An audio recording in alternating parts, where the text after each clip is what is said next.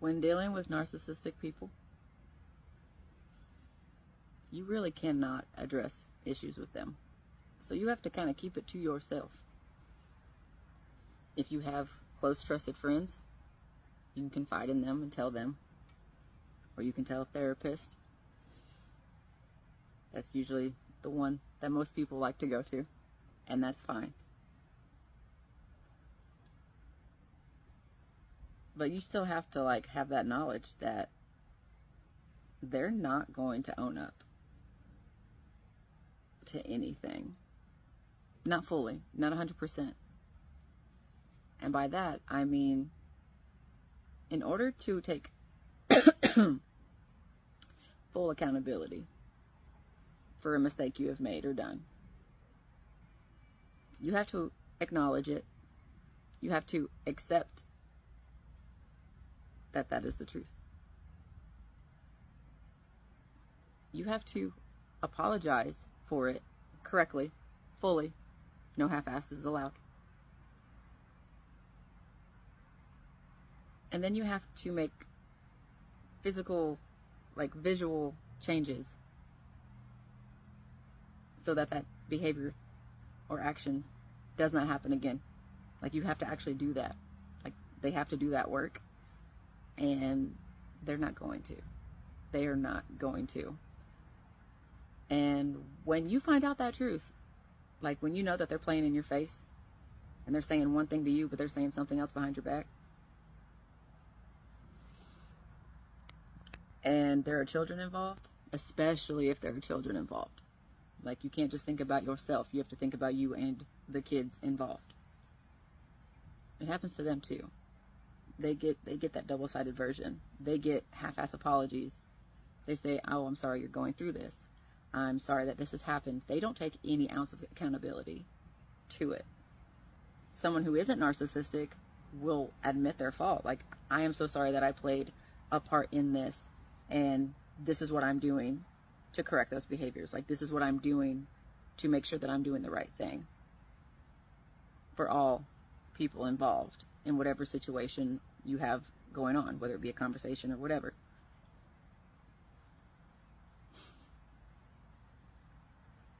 So you absolutely have the ability and right to make sure that that kid doesn't go near that person. It doesn't matter if it's their mother or father. It doesn't matter. Because that is psychological damage and abuse that you are allowing your children to endure.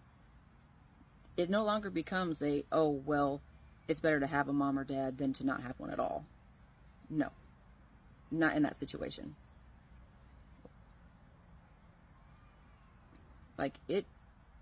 It literally, I'm going to keep that one to myself. I'm going to keep that opinion to myself. This is how we practice. We all have our own opinion. Doesn't mean it's fact. So, I'm going to keep that one to myself. But you have every right to protect your kid and yourself from even being in that person's existence. Because our children don't deserve to be abused, and we don't deserve to be abused. No. Abuse should never be allowed. And if you have everything that you can put together to prove your point, absolutely do it every time. Absolutely do it every time. If it is to that level, that is abuse. And by allowing it and mandating it to be active, no, absolutely not. Absolutely not. No.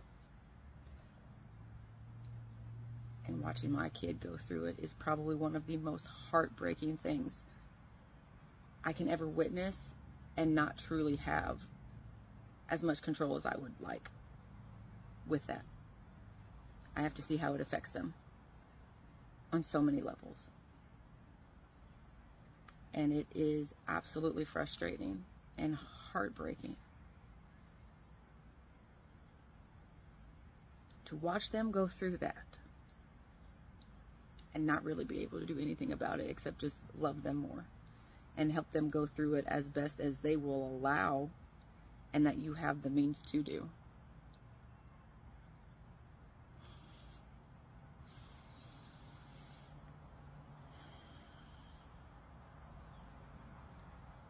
Like, you really have to pay attention. You have to be 100% present so that you make the right decisions. The big decisions in your life. Because you can't take that back. You can't undo that. That's not one of those etch-a-sketch moments where you can just shake the board and it restarts and you can start all over. It's not like that. It's not like that. And when you are healing from it, and I have so many angles that I'm having to heal from in this genre of abuse. The hardest thing is you want to confront them. You want to tell them what they did wrong and point out what they did, how they did it, and why it is the wrong way to do things. But they aren't going to get it. They will say they will. They will play pretend for a short amount of time, and then they will go right back to doing what it is they said they would not do.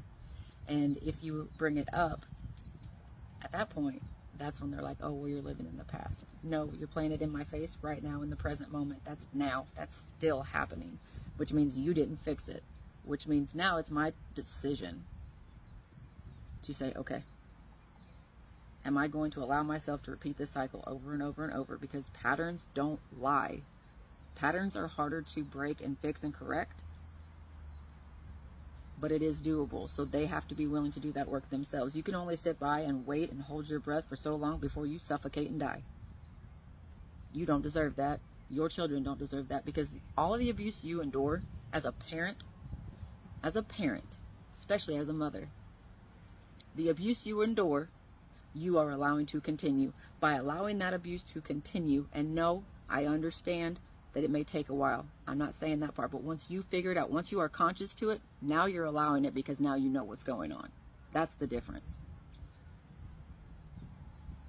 By allowing yourself to be abused, you are allowing your children to be abused, and you're allowing your children to see that being abused is okay, and that is what love is. Because let me tell you, I watched my mother do it time and time again. Time and time again did I watch her get abused, and then her turn right around and abuse someone else. Because now that I know what it is, and I know the difference between overt and covert, I can tell you for a fact. Father is an overt, mother is a covert. They work together as a team, and they are against each other as well. Like, that's what I was raised in. That's what I thought was okay. Absolutely not. You don't deserve that. I don't deserve that. Our kids don't deserve that. Absolutely fucking not. So do yourself a favor. Pay attention and be mindful and do what is right for you and your children. The safest thing in these situations is to leave. It is to leave, find somewhere, somehow, go. Get out. Because I'm not one of those people that are going to say, oh, I'm not going to tell you. I'm going to tell you right here, right now. As someone who was raised in it and was practically begging to be saved and brought out of my household. Because I was threatened with papers at one point. There's a stack in my thing. I'll send you to the children's home. But it was an empty fucking threat, because it didn't matter how bad I was at that point. After that, I didn't go. Because yes, there was a part of me that was absolutely afraid to break the rules. Like, I didn't want to go to jail. I didn't want to break rules and go to jail. Like, I didn't like getting in trouble. I don't like getting in trouble. It makes me feel weird. But the other side of that was, okay, well, if I mess up enough in the house, he'll fill that out and I'll go and I'll leave. That's when I became the bad kid. That's when I started making the bad decisions. Like, I did it on purpose on some occasions. It wasn't always like that. There are some times I wish it was, because then I would have been able to choose not to do certain things, because I wouldn't have done that consciously. Anyways, sorry, definitely, or not sorry. I just went to a therapy session moment because I hadn't remembered that until I started talking. And that's what happens sometimes when I start healing and unlocking things, is I'll just be talking about something and then a memory will pop up. And I'm just like, oh my God, okay.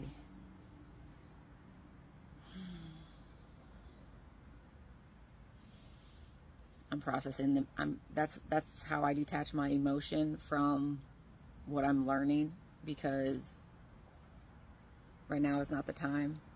So I'm just detaching the emotions so I can just have that information.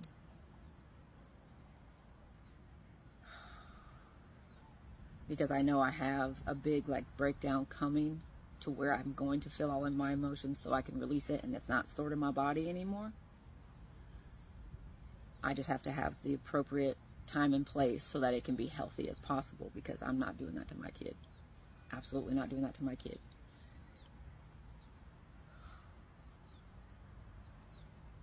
But we gotta do better. Like we can't allow the patterns to continue. Once we become conscious, get yourself out. Get yourself out. That is the safest thing that you can do for you and those babies. I don't care how old they are. Those are your babies. Like, they may be teenagers and not your actual babies anymore, but those are your fucking babies.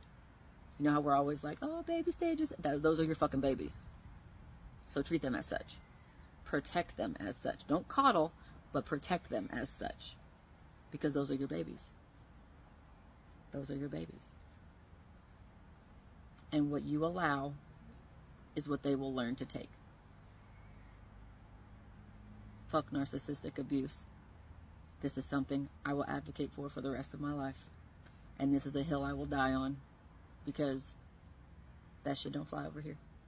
I hope y'all have a great day. I love you.